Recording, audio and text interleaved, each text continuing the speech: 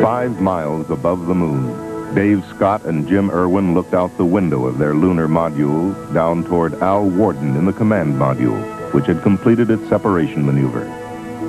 Beneath them, the 15,000-foot peaks of the lunar Apennine Mountains.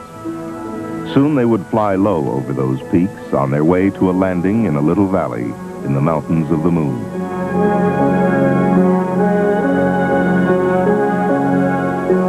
Coming up on pitch over. P64. Okay. We have LPD. LPD. Coming right. Out their window, they could see the sinuous meanderings of the lunar canyon known as Hadley Rill as they brought their lunar module, call sign Falcon, toward its landing, and the beginning of what would be one of the most significant chapters in the history of scientific exploration. 9% fuel. 200, minus 11. 150, minus 7. Minus 6. 120 feet, minus 6. Minus 5, 100 feet at 5. 9% fuel. Minus 5. 80 at 5. Minus 3. 60 at 3. 50 at 3. Cross pointers look good. 40 at 3. 33. 25. 2. Okay, I've got 7% fuel. 20 at 1. 15 at 1. Minus 1. Minus 1. 6% fuel. 10 feet, minus 1. 8 feet, minus 1. Contact. Bam. Okay, Houston, the Falcon is on the plane at Hadley. Roger, roger, Falcon. No denying that, we had contact. Houston, the Hadley base here. Tell those geologists in the back room to get ready, because we've really got something for them. Scott and Irwin were located on an undulating plain situated between the Apennines and Hadley Rill, an area selected by the scientists as being one of the most geologically significant sites on the moon. Okay, overhead hatch is open and latch. 2 hours after touchdown, Dave Scott stood up in Falcon's upper hatch to survey their landing area. Oh boy, what a view. I can see Pluton and Icarus. As Scott stood describing the craters and mountains, we on Earth perhaps did not yet realize the scope and extent of the coming mission. Aboard the lunar module was a small dune buggy-like car called the Lunar Roving Vehicle, or just plain Rover.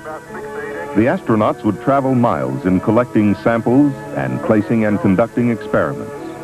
There are no sharp, jagged peaks. There are no large boulders apparent anywhere.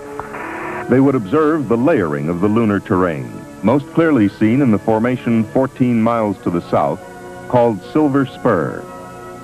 This layering, later to be observed in the mountains and the rill, gives scientists a direct look at the structure of the moon and a deeper insight as to the significance of the collected samples.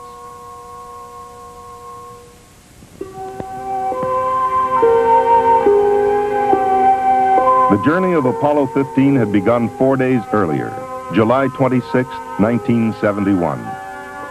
The crew, Dave Scott, spacecraft commander and veteran of Gemini 8 and Apollo 9. Jim Irwin, lunar module pilot, who would explore Hadley Rill and the Apennine front with Scott. Al Worden, command module pilot, who would remain in lunar orbit operating an extensive array of cameras and experiments and making observations which, when coupled with the surface work of Scott and Irwin, would give the most comprehensive picture of the moon's structure and history ever achieved.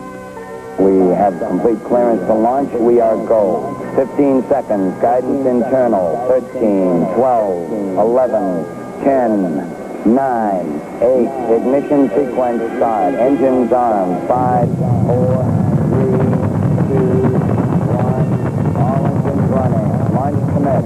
Liftoff. We have liftoff at 9:34 a.m. Eastern Daylight Time.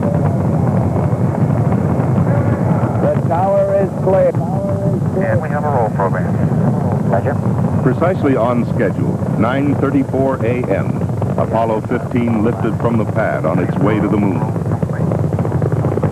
And we have a pitch program. Roger. Roger. With the exception of a few minor problems, the trip out would be uneventful. The command module Endeavour, carrying the lunar module Falcon, would arrive in lunar orbit with Scott's announcement, Hello, Houston. The Endeavour is on station with cargo, and what a fantastic sight. Oh, this is really profound. I'll tell you, this is absolutely mind-boggling up here. Gentlemen, I can well imagine that a foreign planet must be a weird thing to see.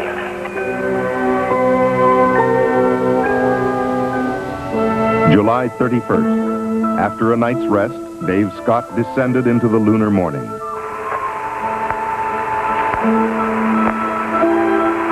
Okay, Houston, as I stand out here in the wonders of the unknown at Hadley, I sort of realize there's a fundamental truth to our nature. Man must explore. And this is exploration at its greatest. Scott was then joined by Jim Irwin.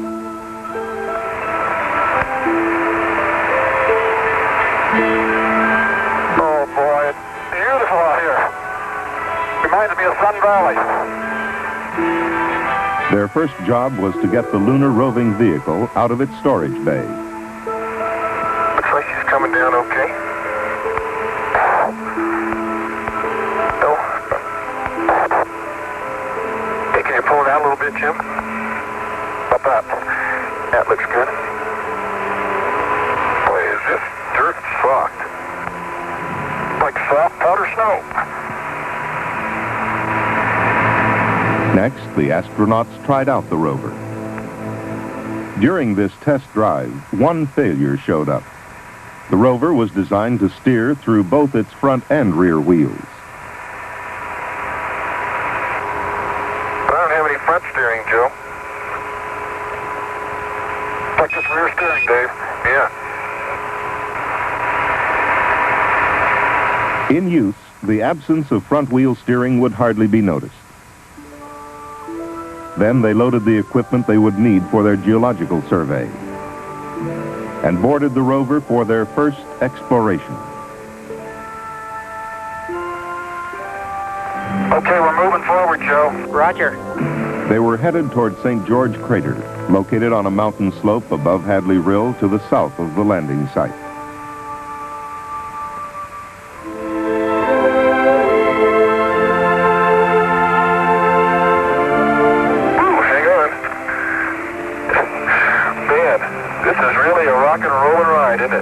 There would be a stop to collect samples at a smaller crater called Elbow, then arrival at the base of St. George, and a look into Hadley Rill. Oh, look at that. Oh, look back there, Jim. Look at that. That's beautiful.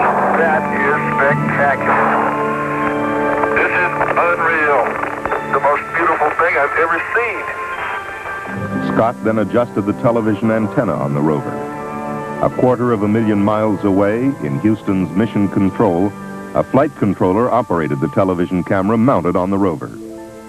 Scientists and engineers on Earth could directly monitor the lunar exploration. And those of us at home watching on television felt like the third astronaut on the moon. That looks fairly recent, doesn't it? It sure does. Okay, now we got the fillet, we got the soil, now we need to sample the rock. The astronauts began to collect samples and photograph the area. The samples would consist of rocks picked up with a rake-like device, soil samples, selected rocks, and chips taken from boulders. Can you imagine that, Joe? Here sits this rock, and it's been here since before creatures roamed the sea on our little Earth. They would also drive core tubes into the lunar soil to collect contiguous specimens from beneath the surface. But now it was time to return to the lunar module. Not to end this first work period on the lunar surface, but to begin another phase. I can't believe we came over those mountains. We did. It's just a beautiful little valley. Yeah, those are pretty big mountains to fly over, aren't they?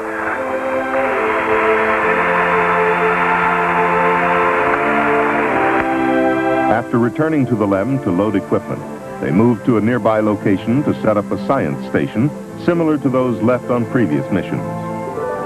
With the establishment of these experiments, a network of scientific stations was achieved which would allow triangulation of events and give us the ability to locate precisely the origin of lunar events. As they worked, one of their instructions was to throw the packings as far as possible from the site. Dave Scott. I'll give you a demonstration here, Joe. Roger. Right on. Here, Joe. Spectacular demonstration. Oh, well, enough of that. Lovely. What was that a demonstration of, by the way? It started out to be of gravity, and it wound up being of centrifugal force, I think. Using an electric drill, Scott sank a tube into the lunar soil, into which a probe would be placed to measure heat flow in the lunar material. The difficulty in drilling would delay placement of the second probe until the next day.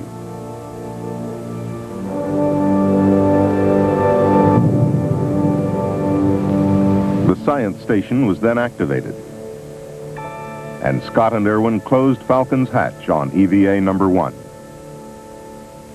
And Tsiolkovsky is big enough so that you do get some, at least optical impressions of the central peak being higher than the ridges, but I think it's just because the basin is 60 miles above the moon, Al Worden orbited in the command module Endeavour, operating experiments, his observations adding to the wealth of scientific data already accumulated. Okay, I'm looking right down on Littrow now, and a very interesting thing. It looks like a whole field of small cinder cones down there. The detection of cinder cones, clearly of volcanic origin, helped solve another element of the controversy about how much of the moon was formed by volcanoes and how much by meteoroid impact. Worden was operating a series of experiments in the scientific instrument module. These included a mapping camera to shoot lunar features and simultaneously the star field for accurate location of these features, a panoramic camera, a laser altimeter for accurate topographical mapping, and a series of experiments to analyze the chemical makeup of the lunar crust. In the estimation of a number of scientists, this orbital research station would provide the most important information collected during the mission. Okay, down the ladder to the plains of Hadley. August 1st, Scott and Irwin prepared for their second day on the moon. And as Scott checked the inoperative forward steering of the rover, You know what I bet you did last night, Joe? You let some of those Marshall guys come up here and fix it, didn't you? It worked, Dave? Yes, sir. It's working, my friend. Beautiful. their destination was the base of the Apennine Front. Here they hoped to find some of the basic substance of the lunar highlands. Oh, as we drive up sun here, I can see Mount Hadley, and the linear patterns in it are really remarkable. Then they began the physical sampling of the Apennine Front, stopping at 4 craters in their traverse. Oh, boy. It's a nice little crater, isn't it? It sure is.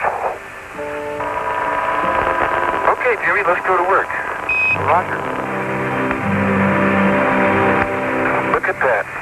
Almost see twinning in there. Guess what we just found? I think we found what we came for. Crystal and rock, huh? Yes, sir.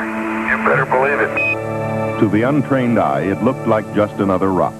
But its large crystals, formed in pairs called twinning, showed it to be a section of primal lunar crust, formed during the earliest history of the solar system, not obliterated by billions of years of impacts and lava flows. It was a key to many mysteries. Was the early lunar crust molten? Why differences in color and density between the highlands and lowlands?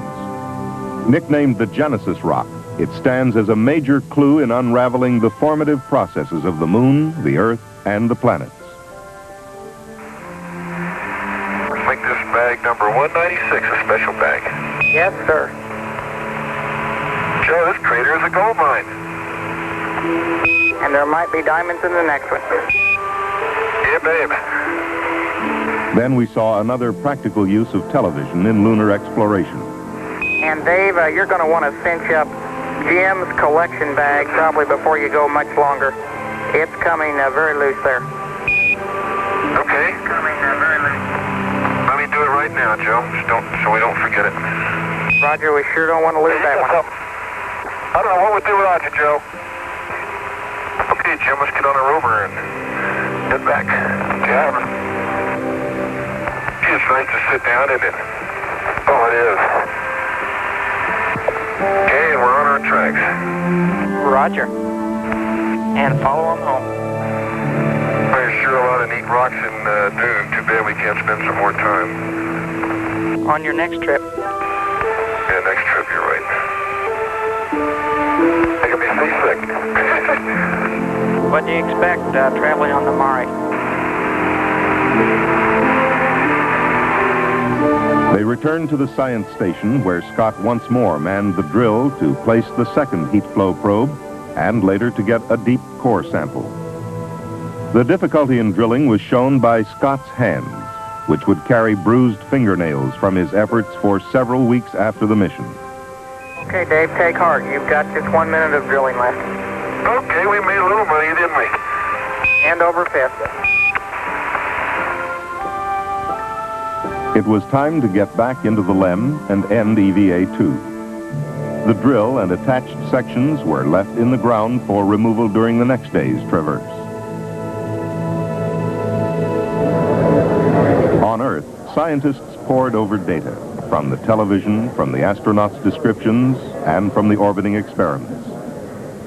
The 1,400 photographs the crew would return would themselves constitute a major scientific legacy. Lunar exploration was achieving a new maturity. We are now exploring to test new hypotheses, and the pieces were fitting together. One scientist, when asked why he didn't sit down and rest after an around-the-clock session, replied, "I can't. I'm too excited." Oh, it's nice to be outside where you can stretch a little bit. Okay. That's the site. Yeah, I'll meet you up there. Out to the drill. We last left our friend. Oh, it's our friend, huh? Yes, it is. If we could just get our shoulder under that. Okay. Their first stop was at the drill they had left during the second EVA. This core tube was the deepest sample ever collected from the moon, perhaps the deepest we would ever get. 8.5 feet beneath the surface, cutting through 58 distinct layers. This would not only tell us more about the lunar structure, but contained in this soil were traces of particles emitted by the sun billions of years ago, which would give us a clue to the early years of the solar system. But now it was time to leave the core tubes to be picked up later and head west-northwest to the rim of Hadley Rill.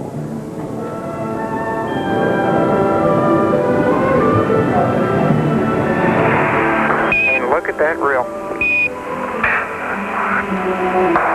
How about that? I can see maybe 10 very well-defined layers within that unit.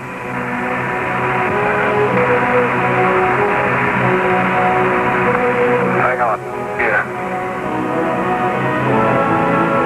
All right. Yeah. Very soft, but I can stuff it over that rock.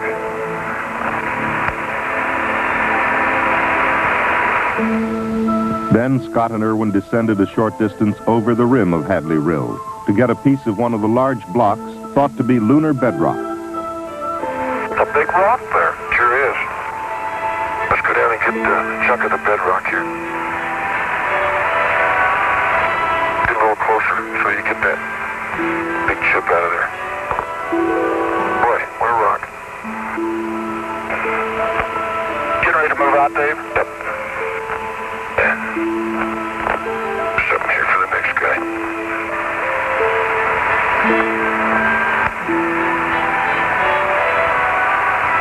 Okay, hop on and we'll get on with it here. They buckled their seatbelts for the ride back to the lunar module. Oh, what a big mountain that Hadley is. Yeah, it's beautiful. The sun is really fierce.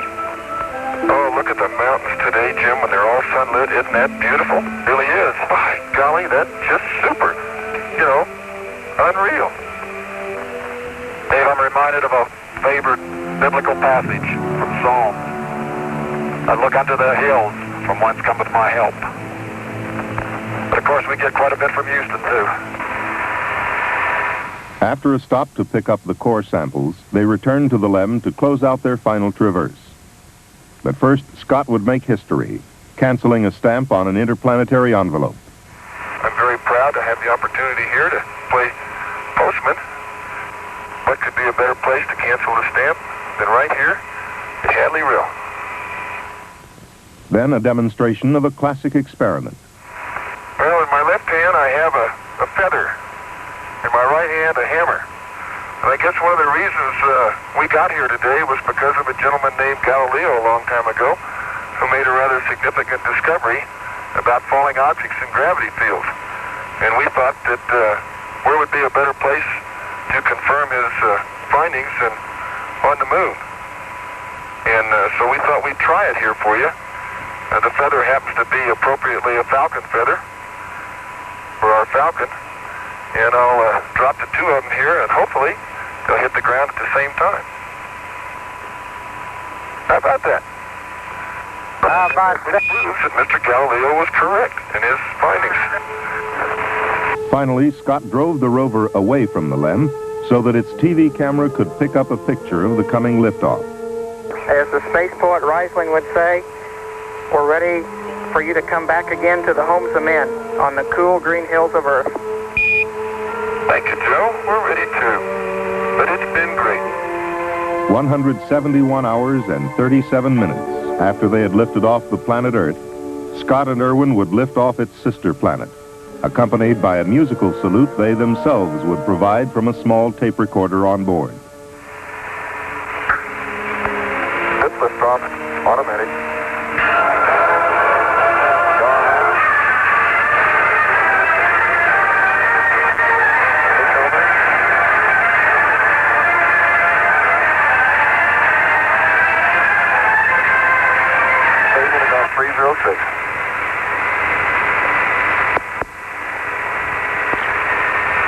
Hey, good smooth ride, Ed. Almost sounds like the wind wrestling, doesn't it? Oh, what a view of the rill, huh? Older track coming down into it.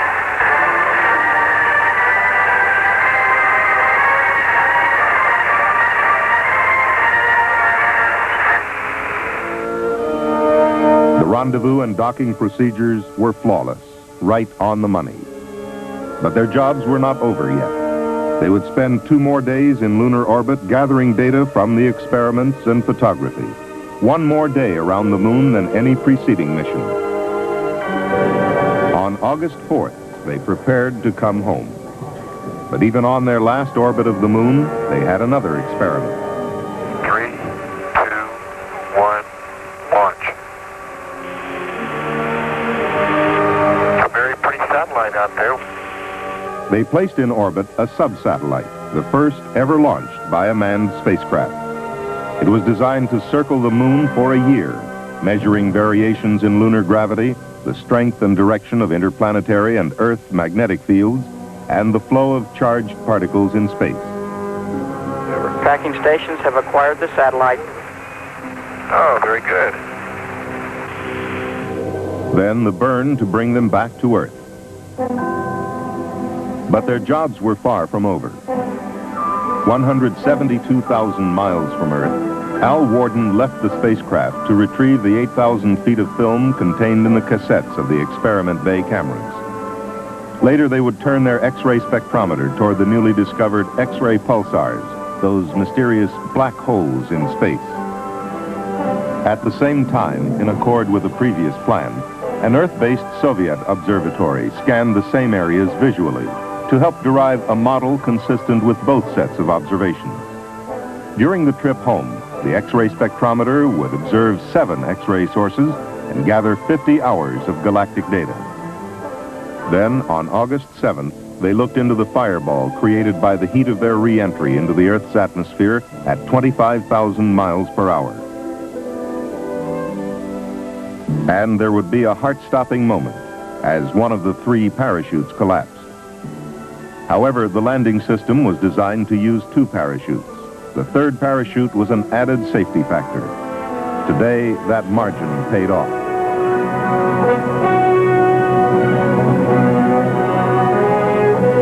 The success of Apollo 15 had been spectacular.